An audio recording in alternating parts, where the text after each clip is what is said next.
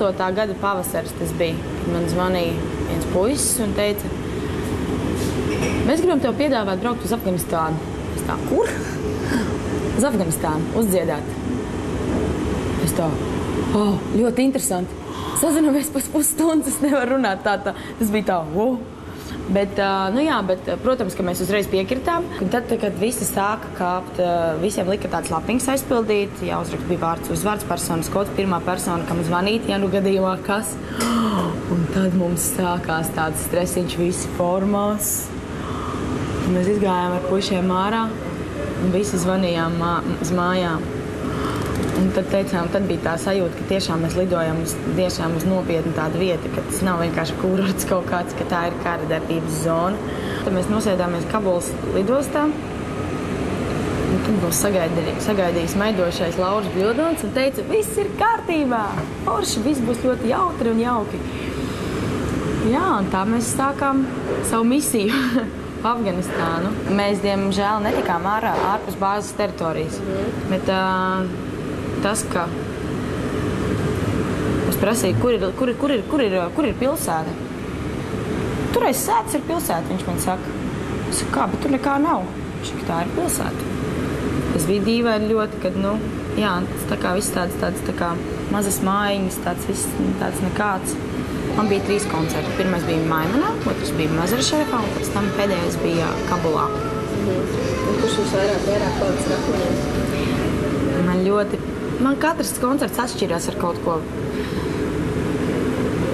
Pirmais bija tāds ļoti mīlīgs, jo tā Maimanā tā bāze ir maziņa. Mazar-Šerifā bija ļoti maz latviešu, bija pārsvarā vācieši, norvēģi un arī amerikāņi bija. Un pēdējais koncerts bija īpašs. Jā, pirmkārt tas bija pēdējais koncerts. Un bija ļoti daudz cilvēku, un tas nebija ārā, bet tas bija tādā teltī iekšā, jo viņi bija... Kāpēc mēs taisījām teltī iekšā to koncertu? Viņi organizēja ar beļģi viņu to koncertu. Jo Ramadāna laiks, un mēs negribējām izsaukt uguņus uz sevi no sērijas. Un tad, kad tev pasaka tā, ka nedrīkst izsaukt uguņus, plakāti tika izlīmēti 1 dienu pirms koncerta, lai nebūtu tā, ka kāds vietējais nepadod kaut kur tālāk info, ja, ka tur kaut kas notiek. Jo Ramadāna laikā tas tā kā laikam nav pieņemts. Un tā. Latviešu karavīri, protams, atšķīrās no pārējiem karavīriem, jo viņi ir tomēr noslēgtāki, kautrīgāki. Bet viņi bija ļoti priecīgi. Viņiem tā bija tāda tā kā jauna elpa.